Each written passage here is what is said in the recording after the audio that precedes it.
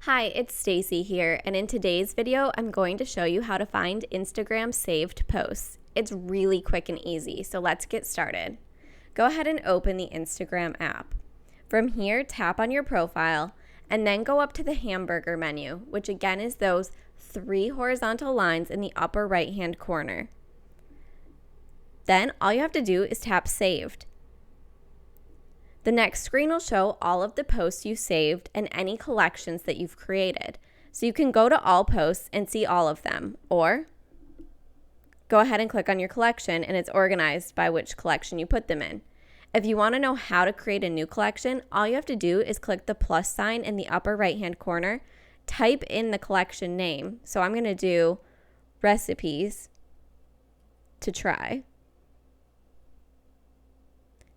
And then click next. And then you can add any of your saved posts to that collection. So I'm going to add this one.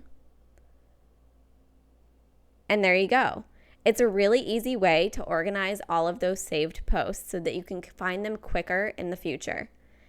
Let us know if you have any questions or comments in the comment section below, and please don't forget to subscribe.